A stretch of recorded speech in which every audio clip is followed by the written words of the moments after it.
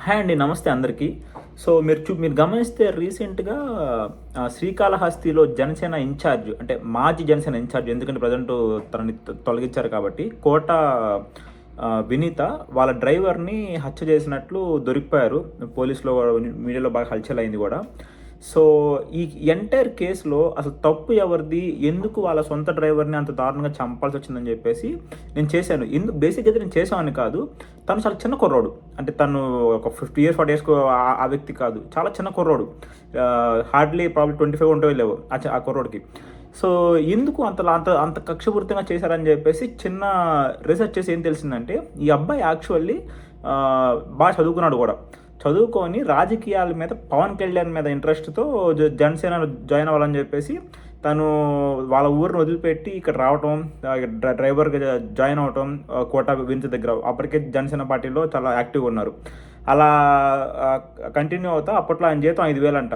చూడండి 2019 నుంచి 2020 నుంచి ఎప్పుడో 5,000కి తను ఉద్యోగం చేస్తున్నాడు ప్రతి నెల.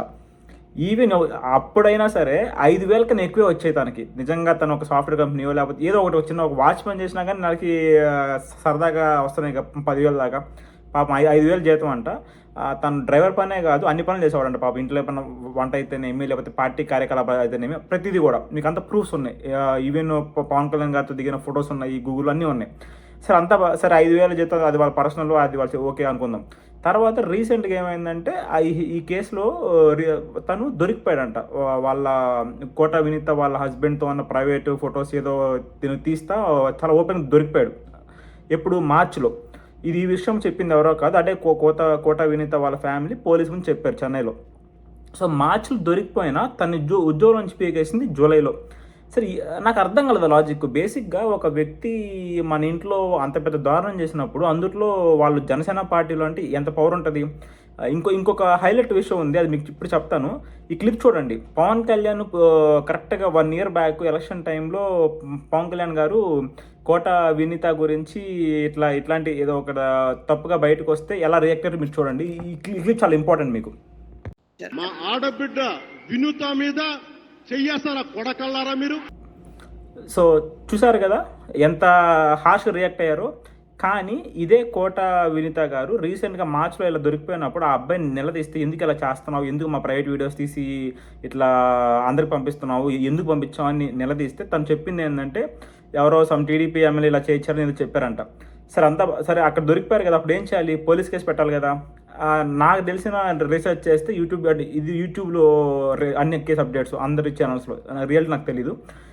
వీళ్ళ ఛానల్స్ ప్రతి ఒక్కరు చెప్పేది ఏంటంటే తను ఆల్రెడీ కేసు పెట్టడానికి వెళ్తే పోలీసు వాళ్ళు అక్కడ ఆల్రెడీ కరెంట్ ఎమ్మెల్యే కాబట్టి తెలిసిందే కదా! సరే అది ఎంత నిజం మనకు తెలీదు. ఎందుకంటే అది మనం ఏది వెరిఫై చేయలేము.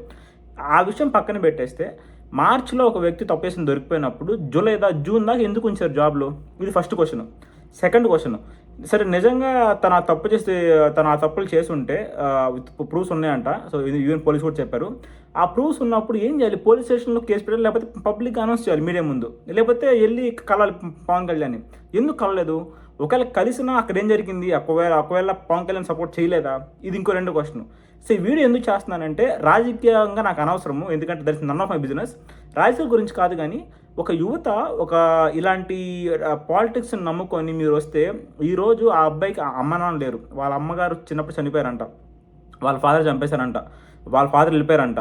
తనకు ఒక చెల్లి ఉంటే వాళ్ళ మేనమామ వాళ్ళు ఎవరో పెంచి పెళ్లి చేశారంట. ఇప్పుడు సో, బేసిక్‌గా ఆ అబ్బాయికి ఉంది ఒకే ఒక చెల్లి. ఆ అమ్మాయి కూడా పెళ్లి అయిపోయింది. సో, ఈ అబ్బాయి ఎంత జాగ్రత్తగా ఉండాలి? ఈ రాజకీయాల మీద మోజుతోనో లేకపోతే ఏదో సాధిద్దామని వచ్చాడు. కానీ వచ్చిన దారి కరెక్ట్ ఏమో కానీ వెళ్ళిన దారి కరెక్ట్ కాదు. ఎలా అయితే ప్రైవేట్ వీడియోస్ తీయటము, ఇట్లా వేరే వాళ్ళకి స్పైగా పనిచేసి అమ్మేయటము అది చాలా తప్పది. అంటే ఇది క్లియర్‌గా అర్థమైపోతుంది. ఈ హత్య ఎందుకు జరిగింది? ఆ అబ్బాయి తప్పు చేశాడు.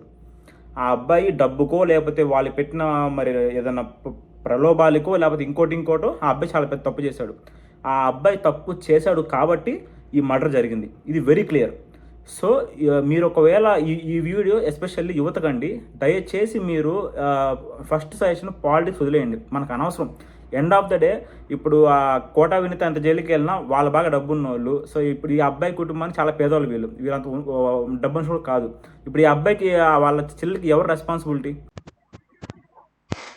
కీర్తిని పెంచి పెద్ద చేశారు. కీర్తికి పెళ్లి కూడా చేసేసారు. ఆమె భర్త తిరుపతిలో ఒక ఆటో డ్రైవర్.